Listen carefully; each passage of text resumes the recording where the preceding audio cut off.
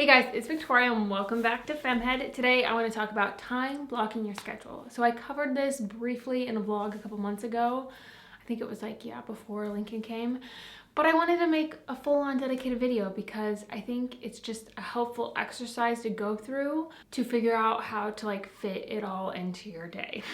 I've used so many different scheduling methods, to-do list methods, that sort of thing. And what I've come to realize is what works at one stage in your life probably won't work perfectly in another stage. For example, how I scheduled my time in college is not going to work for me now as a mother of two who works from home. You don't realize all the time you have until you don't have that time anymore. I did not invent the time block system schedule style. So many people have talked about it, and that's how I learned about it. I used to do some form of, I don't even know what to call it now, but it was I would go through and look at my week ahead, and I would literally schedule out blocks of time every single day. And so I'd say from 9 to 11, I'm gonna work on social media. From 11 to 3, I'm gonna film videos. And so I would literally chunk out my days hour by hour for a week or whatever. And that's how it worked for me. And that was right before having Theo, but that does not work. You have to be so much more flexible. And so I couldn't schedule things down to the hour like that. And so I didn't really have any sort of system. It was just kind of like a free-for-all. But then I think it was last summer, I discovered through an e-course I took, also Jordan Page uses a time blocking sort of schedule similar to what I'm going to talk about today. So a lot of other ladies have talked about it, and that's how I learned about it and reconsidered this sort of system, but it's completely different from what I did before. Anyways, let's get into it. I create my time block schedule in Spreadsheet on my Google Drive. That way I can access it on my different computers, on my phone, whatever. But more than that, it's an exercise to go through to block out your time, block out your days, and then to know okay, these sort of tasks fit best in this block. I work during this time block, and it just kind of helps you go through that. And then I take my time blocks and put them into another system, which I'll get into after I go through how I create it. So I create it in a spreadsheet on Google Drive, but you can do an Excel spreadsheet or whatever system you have, or you can do it on a piece of paper. So first you have to figure out how you're going to split up your day into chunks of time that make the most sense for where you're currently at. And I think a good place to start is when you normally wake up for the day. I wake up when Lincoln wakes up right now, which is anywhere from 6 a.m. to 7:30 a.m. So I have created in my time block schedule a early morning time block and a late morning time block. So if I get up before the boys, that's my early morning time block. That's when I'll journal. That's when I'll work for the day. I've not gotten to that point yet, but I have that time block in place if I do want to start getting up at 5 a.m. again. Oh, I can't wait. I'm not quite there yet. Lincoln wakes up twice a night. So I love sleep. So I just need to get back into that habit. So I have an early time block, and then the next one is my late morning chunk of time. And that's my time with the boys from the time they get up. So I say 7:30 to when Theo goes down for his nap, which is 12:30. And that's my morning chunk of time. And then I have a chunk of time for his nap. I have a post-nap chunk of time, evening chunk of time, my night chunk of time, and then sleep. So it really doesn't matter what you label these as. So once you have that, those natural chunks of times, and it's based on your work schedule, your class schedule, whatever your current lifestyle is, kind of go through your day and find the natural chunks of time. From there, you want to go and assign time slots for each. And this, once again, doesn't have to be exact. So my early morning, I have 5 a.m. to 7:30 a.m.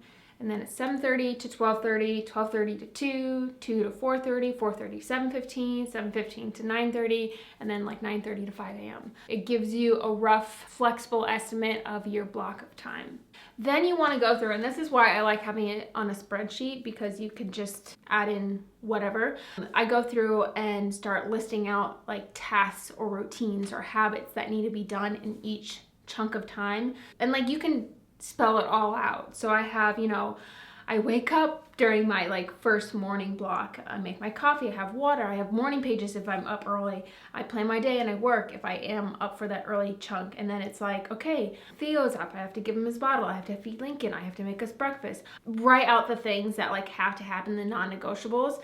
But then also this is a great place to start filtering in the routines and habits and things that you want to get done. So whether that's household things, like I like to unload the dishwasher first thing in the morning. But then you also can put in the habits that you'd like to add, like meditation, reading, journaling, exercise, getting outside, going on walks, whatever it is. Like find the best chunk of time that fits that.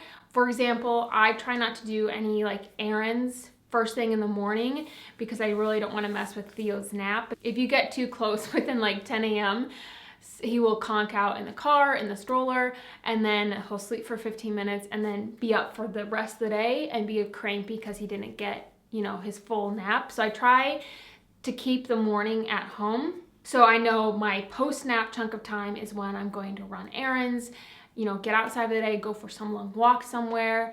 I do like to do like doctor's appointments and that sort of stuff like as early as possible in the morning, like 8, 9 a.m. because I like to be one of the first people in the office just with like COVID and everything. That way when you are going to schedule something, you know, okay, I like to schedule my doctor's appointments first thing in the morning, grocery pickup order first thing in the morning, and if it's not first thing in the morning, then it's in my post-nap chunk of time. I know that if we're gonna have a home cooked meal that night, I have to start thinking about it at 4:30. So this is more of an exercise to like figure out how it all fits. I don't look back at this every single day. You could post it somewhere, you know, print it off and post it somewhere if that helps you.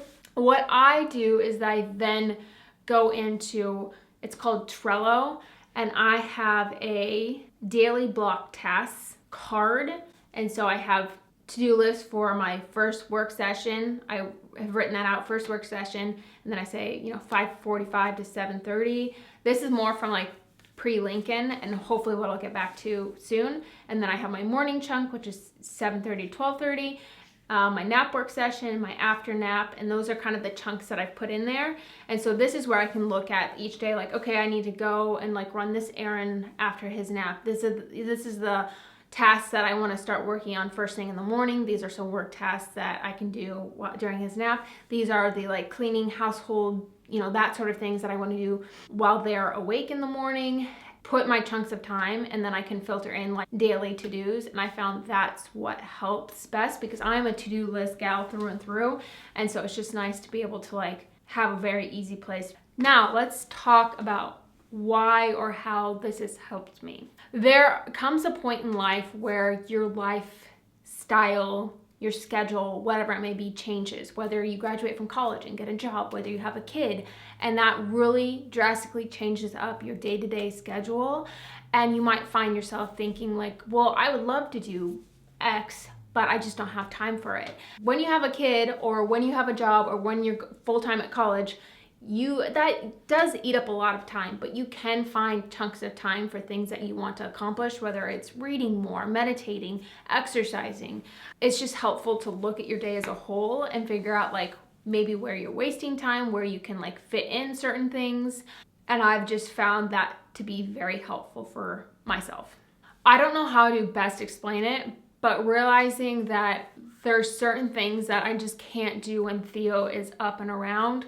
Filming, for example, editing videos, basically anything on my computer. He does not like when I'm on my computer. We're working on it, but it's not that he doesn't like it. He just like, he wants to be on the computer too. He wants to be touching the buttons, and that is just, it takes 12 times as long to do anything if he is around and you're trying to do stuff on your computer. So I try to like keep all of my computer work, my filming work, my editing work while children are asleep and there's no one to bother me.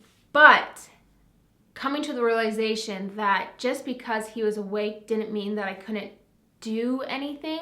I slowly learned whether it was cleaning, whether it was like getting ready for the day, taking a shower, making a meal plan. Like there are productive, beneficial tasks that I can do while the children are awake. And so it's not just like, well, I just need to kick back and relax and scroll through social media while they're, you know, awake and around. And so separating my day-to-day tasks into like things that have to be done while he is asleep, things that I can do while they're awake is just very helpful. And then realizing, okay, sleep time is sacred time.